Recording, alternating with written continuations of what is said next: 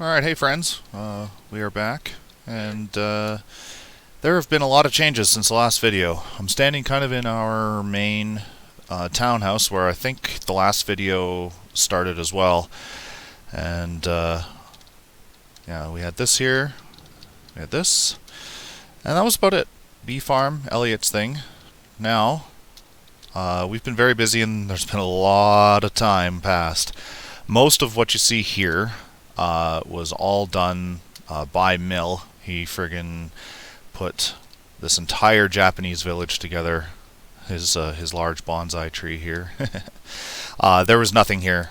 There was a while where there was a chicken that I had built here, and then Mill built a big dick on the chicken, and then the chicken went away. We all had a good laugh. But this massive Japanese village has been a very large undertaking for him, and it looks amazing. Some of these buildings here, I believe, were built via tutorials on YouTube, but hey, we're not actually that good of builders, but we're good at following instructions. So his castle here was definitely part of a tutorial, but it looks absolutely amazing. I helped him try and get all this water in using ice and what have you, but otherwise he did this whole thing himself over the course of a couple of days. It is currently very, very empty, but I mean, geez, I don't fault him for that. That's a lot of freaking work.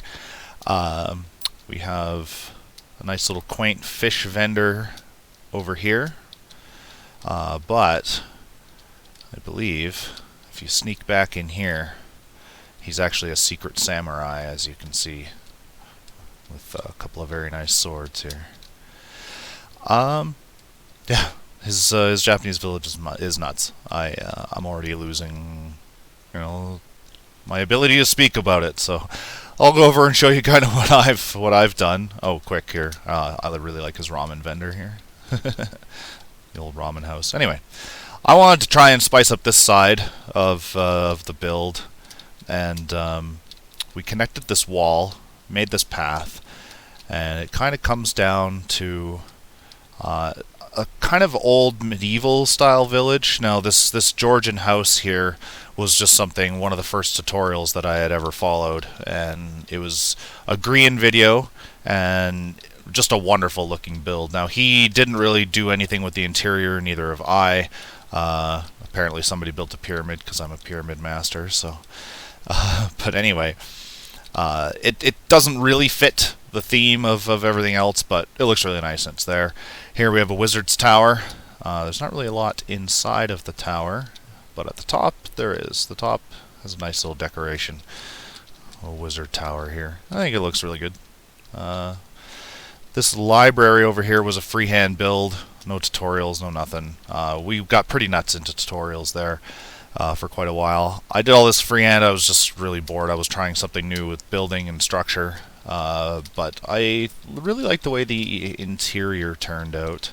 Once again, no tutorials. I just started trying to figure out what the hell to do for building, and yeah, I'm slowly starting to grasp the concepts of actually building something fancy. So, but I really like the way this library turned out. A little two-floor.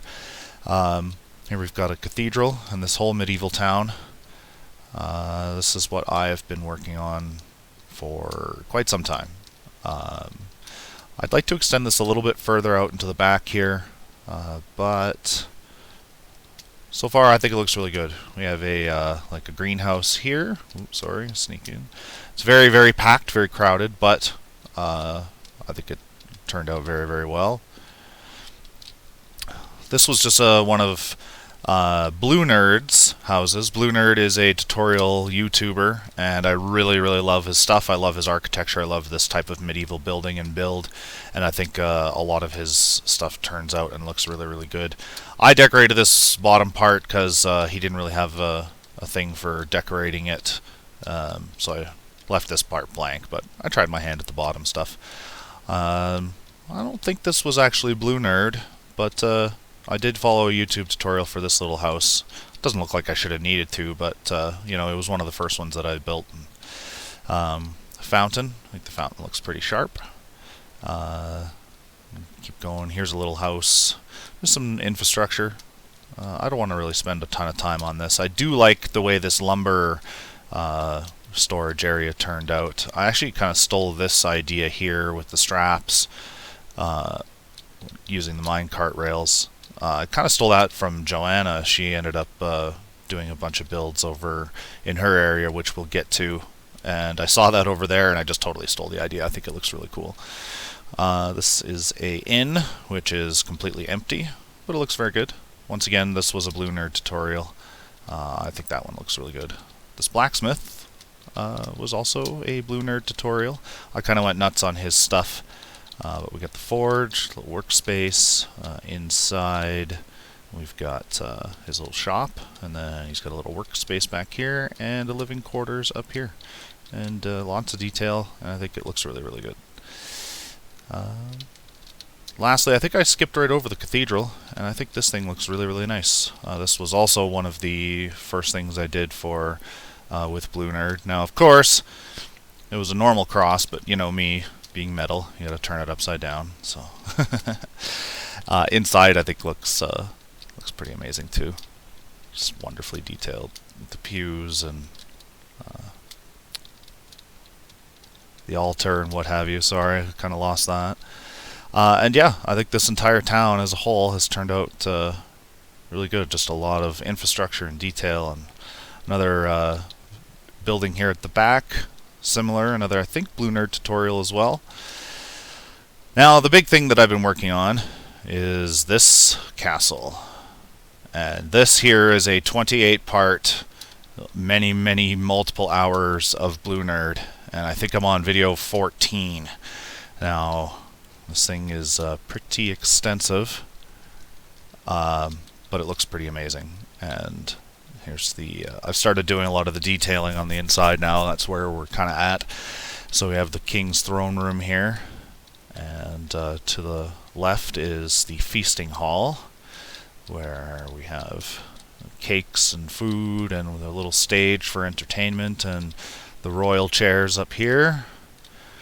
Some armor suits. In through here is a place where the guards can hang out.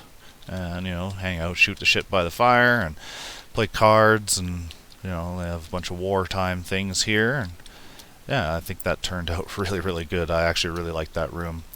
A lot of people say that this here is one of their favorites, which is the archery range, and I actually think this looks really good too. The outdoors, and you know, you have all the bows and arrows on the walls, a bunch of storage. Yeah, I think that turned out really, really good. The only other part I think that I've done on the interior is the library, which is in here. Some lecterns, some chandeliers, and this all just ends up going into a lot of... I have built a lot of the walls and interior, but a lot of these rooms, such as this, are just very empty currently. In here is the map room. I actually kind of forgot about that, but I have not put in the map on all of the item frames yet. It's kind of a war table, you know, the royalty sit here, all of his advisors sit here, and you know, you get compasses, and you know, it's the war room. It looks good. Here's the backside of the castle, and I'm not going to put a lot more time into it. Again, most of the insides of all of this is not detailed, but boy, has it ever been a lot of work. It was a lot of work even just to clear the area out, to flatten it. A little side gate over here. Yeah, geez, it was nuts. A lot of work. Over here, you'll see this long cobblestone chain. This just leads out to our skeleton spawner, which I have turned into a farm, and turned into a skull out in the middle of the jungle. And I think it looks pretty cool. Now, at the back, there's actually a little house inside, and this little house seemed to work, fill out a lot of the space for the skull. Now, if you go into the skull and you go down, ooh, takes you on sort of a long down into here, and in through here is the skeleton spawner. So we found one here, and we made a farm out of it. This way they cannot spawn here. They have to spawn on the sides. The water funnels them up, funnels them through long corridors all the way up above. You can sort of see there. And it drops them here. They have to drop 23 blocks exactly, so they live with half a heart, so even a punch will then kill them. But you just basically stand here with your looting sword and hit them once, and they die. And Hopper picks it all up, drop it all in there. It's mostly an AFK farm, and it's good for experience, but yeah, you do have to wait a fair amount of time before you really start getting some value out of it. So less people on the server, the better, because then the more spawns you get. So we will take a fast spin over to Joanna's area that she's been working on for a long time. We'll touch up on Damien's area, and then we just have one last spot to show you, which is the swamp area. I'd really like to enter her area from this side. So first off, I guess, just because I'm going this way, this is Damien's area. He's done a lot of terraforming, and he has 2 houses, and then he just basically quit playing. But this is his area, and he did have a lot of good terraforming going on. Now Joanna's area is... It just looks great. The best part about hers is that most of the stuff that we built over there, we built in creative, and I know that takes a lot of things away from it, but she built everything in survival here. Now, I believe the only thing that she did not build was this magnificent piece, this dragon. To build this in survival would be absolutely bonkers. But this dragon fountain is incredibly detailed, and it looks amazing, and I love it a lot. She has also the dwarf guardian statue with his large axe overseeing the land, and this looks really sweet. I really like the way this looks. The eyes with the glass looks like they have definition. I really like that. Her town is nothing short of spectacular either here. Many buildings, so much light, and each one of these buildings is different too. So in here is the slaughterhouse, with the meat hanging and all the blood on the floor, and yeah, it looks pretty wonderful. She has all her farms. A lightning bolt hit a bunch of these pigs and turned them into zombie pigmen, so now we have extra friends. We even have a llama farm, a bunch of horses, and a sheep farm. And really like all of her stuff. This here is, yeah, see the design of strapping the logs down? I saw her do that first, and then kind of stole it. I really like that design. Last place to go is over to Swamp Town, and that basically concludes everything we've got. I could show you our gold farm in the Nether, but I mean, gold farm's a gold farm. It's a bunch of platforms of magma. This is our Swamp Town, and I contributed by building this little boat right here, little houseboat. And basically this has been Mill's baby for a long time here. He's been doing this for quite some time, so everything he's built here is all his. I gave him a couple ideas, but no, this is all him. The windmill looks really good. A little barn for storage, a bunch of things in there. We have all of our mushroom and carrot farms. Fountain, to which we have Bubbles, our world-friendly drowned. There he is, yeah.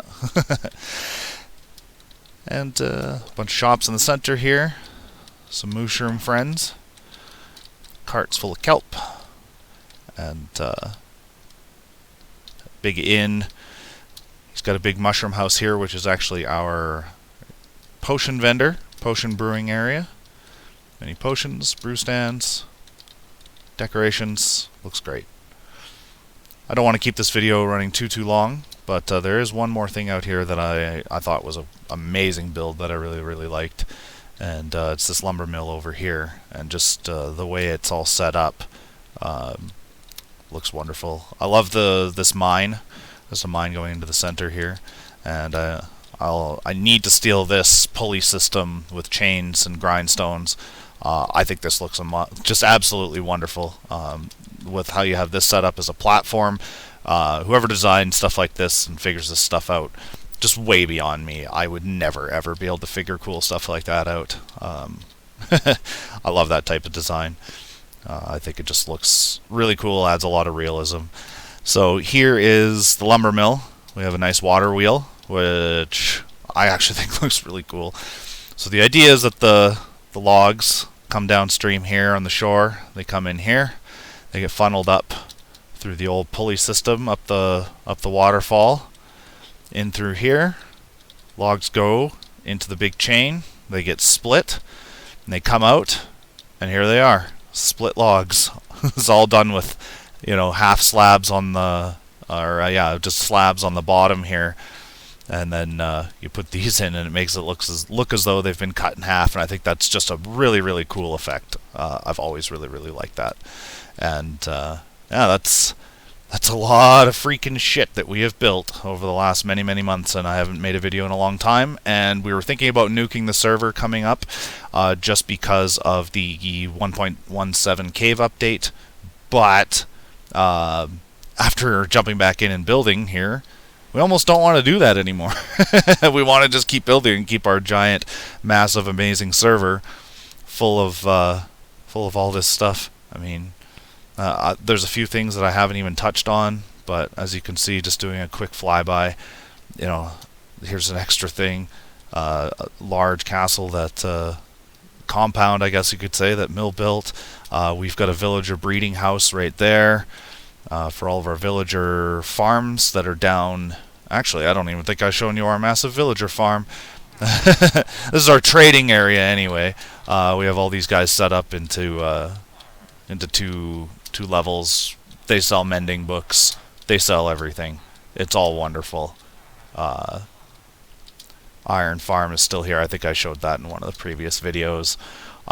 Yesterday, when we started building again and getting ready to go, I built this tournament grounds here, a little jousting area with a stage for the guy to announce, a place for all the peasants to sit, and then an extra spot here for the king and queen. And yeah, we've started building all this stuff. I haven't even touched on half of the infrastructure here. I just sort of threw this up yesterday just because we're getting the bug again, but I think everything looks really, really good, and we're pretty proud of it. And considering there's basically only been two of us doing most of this, Joanna went nuts over there for a little while, but otherwise it's just been like two of us building most of this stuff. Elliot still has his thing here from when he was playing, and we turned all this back spot into a graveyard. But yeah, I'm gonna end this video. Thanks so much for watching, everybody, and I'm not a YouTuber. What am I saying? Just get out of here.